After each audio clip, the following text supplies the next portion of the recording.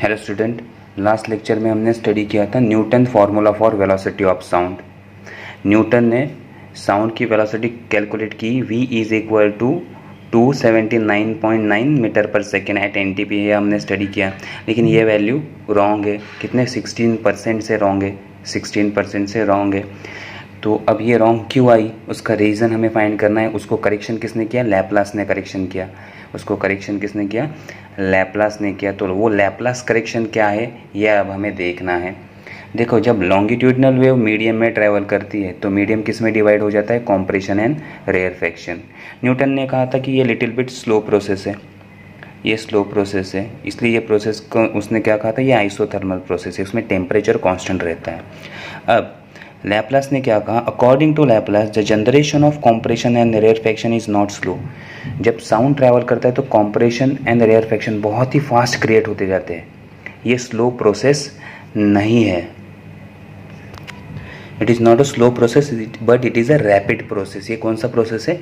Rapid process है। Suppose frequency कितनी है? 256, मीन्स एक सेकेंड में 256 कॉम्प्रेशन एंड रेयरफाइड हो जाता है। एक एयर कितने बार कॉम्प्रेशन रेयरफाइड हो जाती है? 256 टाइम। एक सेकेंड में 256 टाइम ये कॉम्प्रेस होता है और रेयरफाइड होता है। इतने फास्ट होता है ये प्रोसेस। नाउ सच process must B rapid process.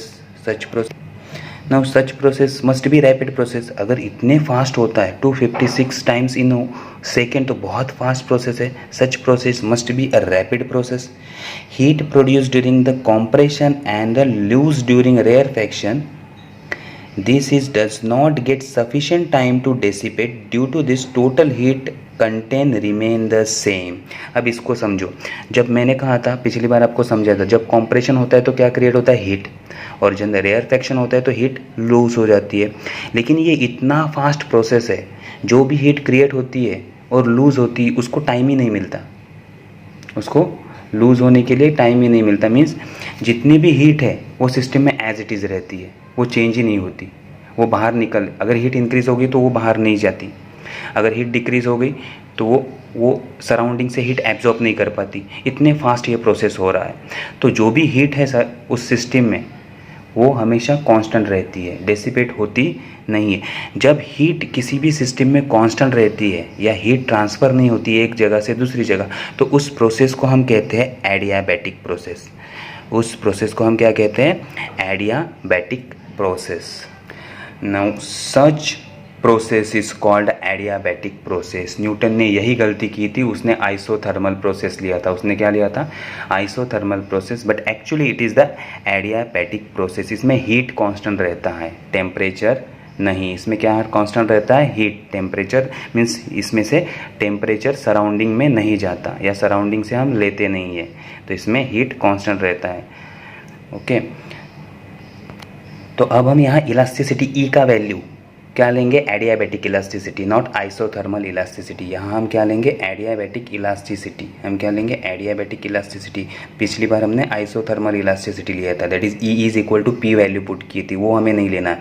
अब हमें क्या लेना है? Adiabatic elasticity. सो न्यूटन ने जो आइसोथर्मल इलास्टिसिटी ली थी वो रॉन्ग था।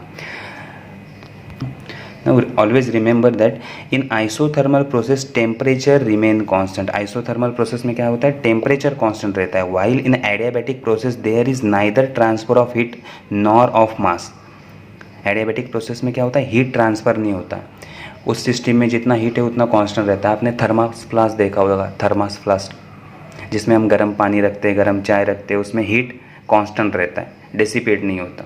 सर्टन ये आइडियल सिस्टम नहीं है लेकिन कंसिडर करो, लेकिन उसमें बहुत देर तक हीट ट्रांसफ़र नहीं होता। तो उस प्रोसेस को हम क्या कहते हैं? एडियाबैटिक प्रोसेस या एडियाबैटिक सिस्टम। तो ये एडियाबैटिक प्रोसेस है, इसमें हीट ट्रांसफ़र नहीं होता।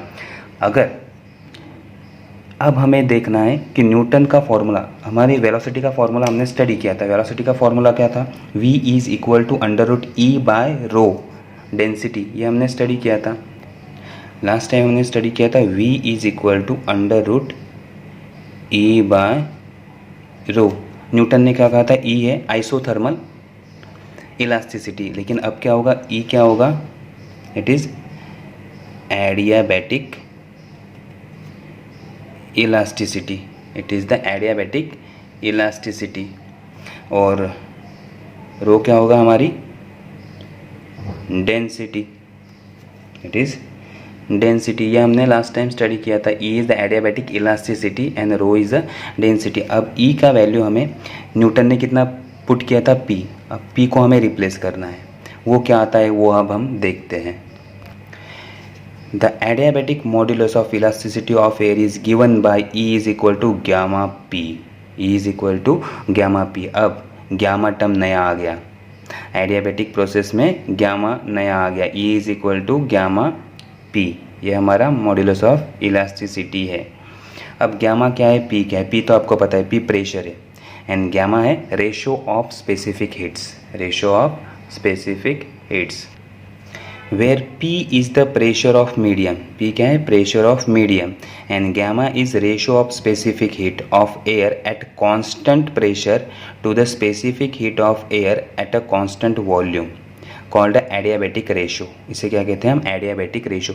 ये दोनों टर्म आपने केमिस्ट्री में पढ़े होंगे या फिर फिजिक्स में भी आपको वापस आएंगे, थर्मोडाइनमिक्स में। Okay, C P and C V, C P and C V, that is specific heat at constant pressure and specific heat at constant volume. तब आपको समझ में आ जाएगा ये क्या है। अभी ये इतना ही याद रखो कि गैमा क्या है, इन दोनों का रेशो है, C P divided by C V. So gamma is equal to C P divided by C V. और गैमा को अगर हम सॉल्व करें तो इसका हमें वैल्यू मिलता है 1.41। कितना वैल्यू मिलता है, 1.41। गैमा का वैल्यू कितना मिलता है हमें, 1.41। अब हमने जो फॉर्मूला लिया था v is equal to under root E by rho, तो ई की जगह हमें क्या पुट करना है, गैमा पी। ई की जगह हमें क्या पुट करना है, gamma P. Now the Newton formula for speed of sound in air as a modified by the Laplace is given by. Newton formula को लैप्लास ने जो मॉडिफिकेशन दिया तो p की जगह क्या आ गया, gamma p divided by rho. According to this formula velocity of sound at NTP is given by, सारे टर्म एज इट इज़, पहले हमने 0.76 पुट किया था, दैट इज किसका वैल्यू था, h, height, p is equal to h dg। तो वो सारे वैल्यू एज इट इज़ हमने पुट कर दिए, सिर्फ इसके साथ वैल्यू क्या आ गया, एक 1.41 एक्स्ट्रा वैल्यू आ गया। जब हमारा आंसर 279 आया था उसमें 1.41 वैल्यू नहीं था, बाकी सारे वैल्यू थे।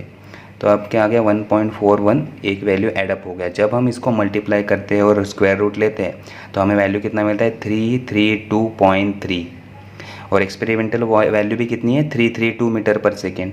सो this value is very close to the experiment value, this value is very close to the experiment value. तो थेरोटिकल वैल्यू भी सेम आ रहा है, एक्सपेरिमेंटल वैल्यू भी सेम आ रहा है। तो लैप्लास का करेक्शन ये प्रूव कर रहा है कि वेलोसिटी या ये करेक्शन सही है, ये करेक्शन सही है।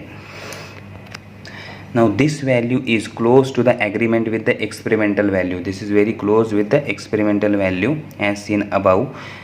The velocity of sound depend on the property of medium. इससे हमें पता चलता है कि velocity of sound किस पे डिपेंड करता है, property of medium. मीडियम कैसा है, मीडियम की प्रॉपर्टी क्या है, मीडियम की डेंसिटी क्या है, मीडियम के ऊपर प्रेशर क्या है, या इलास्टिसिटी कौन सी अप्लाई हो रही है उसके ऊपर, फ्रीक्वेंसी, एम्पलीट्यूड, इस पे साउंड की वेलोसिटी डिपेंड नहीं करती है। तो वो किस पे डिपेंड करती है, मीडियम पे डिपेंड करती है। समझ में आ गया।